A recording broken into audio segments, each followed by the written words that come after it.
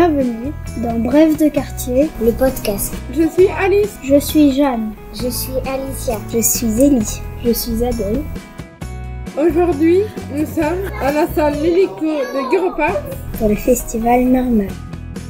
Nous sommes allés à la rencontre de Damien, un clown.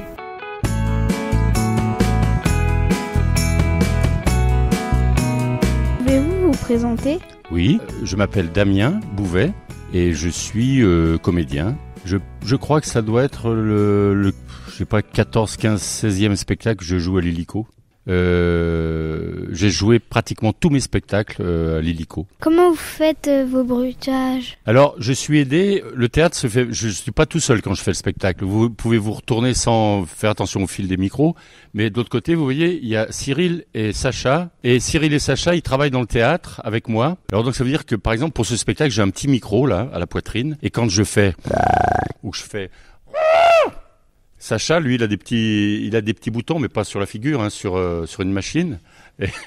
Et donc, il appuie sur les boutons et ça fait un son énorme. Alors que moi, je fais un éléphant normal, mais lui, il arrive à faire des éléphants gigantesques. En combien de temps la création de la pièce, le montage ? Alors, on a dû travailler un bon mois et demi. Mais l'idée, l'envie et les petites, comment dire, le rêve de faire ce spectacle, ça fait un petit moment que ça me trotte dans la tête. Mais disons qu'on sait, avec Jorge, le metteur en scène, qui est pas ici aujourd'hui parce qu'il est retourné en Espagne, il vit en Espagne, on a travaillé un mois et demi en tout pour faire le spectacle. D'où vient votre personnage ? Eh bien, je crois que ce qu'on appelle un Auguste, parce que dans la tradition du cirque, celui qui a le nez rouge, c'est l'Auguste. Et le clown, en fait, c'est celui qui est blanc, qui a le visage blanc avec un chapeau pointu, et qui est un petit peu la raison, la justice, la mort, la maîtresse d'école, le papa, la maman. Alors que l'autre, avec le nez rouge, il fait des bêtises, c'est plutôt l'enfant. Et alors donc, ce personnage-là, moi je l'ai vu, je crois que j'avais ton âge, je l'ai vu sur une affiche, quelque part, à la campagne. Et j'ai toujours aimé regarder cette tête-là avec ce gros nez, des cheveux un peu hirsutes comme ça, parce qu'on ne sait pas si c'est un animal, si c'est un humain. C'est un être extraordinaire. Voilà, donc c'est tout petit. J'ai rencontré ce personnage. Pourquoi avez-vous voulu mettre de la tristesse dans votre spectacle ? J'ai mis de la tristesse ? Pourquoi j'ai mis de la tristesse ? Dis-moi voir. Quand vous avez pleuré ? Ah, mais là en l'occurrence, il y a pas mal de fausses larmes de crocodile. Et puis j'appuie. Vous avez pas vu l'eau qui sort ? C'est des fausses larmes. Alors il est sans doute un peu triste, ce spectacle aussi, mais pas forcément quand le clown pleure. Au théâtre, quasiment tout est faux. On fait croire que c'est vrai, mais tout est faux. Donc je pense que dans ce spectacle, il y a de la joie, il y a de la tristesse, mais quand il y a des grosses larmes, elles sont fausses. Comment faites-vous pour faire vivre 3 personnages en même temps ? Il y en a 3. Au tout début, je vous souhaite la bienvenue. Merci d'être venu nous voir. Je vous remercie. J'imagine que vous aviez 1000 choses à faire. Tu vois, ça c'est un texte que je connais. Ça c'est le premier. Le deuxième. Sans les dents. Les 2 clowns. Il parle comme ça parce qu'il a enlevé ses dents. Lui, il a de la chance parce qu'il a plus mal aux dents. Le soir, il pose ses dents sur la commode et il dort comme ça, tranquille. Pas besoin d'aller chez le dentiste. Ça c'est le deuxième et le troisième. Vers la fin ? Oui. Peut-être. Et j'imagine qu'il y a effectivement peut-être trois êtres qui sont là. Il y a le premier qui est un peu, c'est-à-dire moi, mais je fais comme le clown blanc, c'est-à-dire je présente un peu le spectacle, les personnages, mais à la fin du spectacle, c'est un peu plus moi, Damien. Quand avez-vous fait votre premier spectacle ?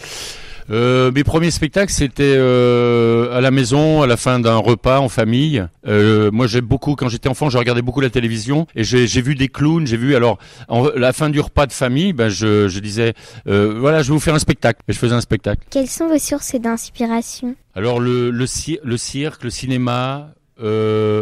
Certains livres, moi quand j'étais petit, j'ai pas aimé l'école, pas trop. Et donc là maintenant je lis des livres, mais quand j'étais enfant, moi dans ma famille, il y avait pas beaucoup de livres à la maison. Donc quand il y a pas beaucoup de livres à la maison, les enfants ils lisent pas beaucoup. Mais quand il y a des livres qu'on voit le papa est en train de lire, qu'on voit la maman en train de lire, et en tant qu'enfant, on se met à lire. Moi je lisais pas beaucoup, donc je me suis inspiré de la télévision, du cinéma, peu au théâtre parce qu'on n'allait pas au théâtre, et de certains livres. À quel âge est née votre passion pour le théâtre ? Je pense que alors, étant petit, j'ai voulu faire cuisinier, j'ai voulu faire plein de choses, surtout la cuisine. Et puis, je crois très tôt, parce que à la maternelle, je dis bien la maternelle, je me souviens d'une fois où des gens sont venus faire un spectacle de marionnettes. Et je crois que ça se passait pas trop loin des toilettes. Je me souviens plus. Bah oui, il y avait pas trop de place, donc ils avaient tendu un drap. Et ils avaient tendu un drap, puis derrière, ils faisaient ce qu'on appelle de la marionnette à gaine. C'est la marionnette comme ça, là, on met la main dedans. Et donc, je me souviens de ça. Et donc, je crois que c'est une des choses qui m'a donné envie de faire du théâtre. Merci. Merci à vous pour toutes ces belles questions. Merci pour votre écoute. À bientôt pour un nouvel épisode. Deux brins de quartier, le podcast.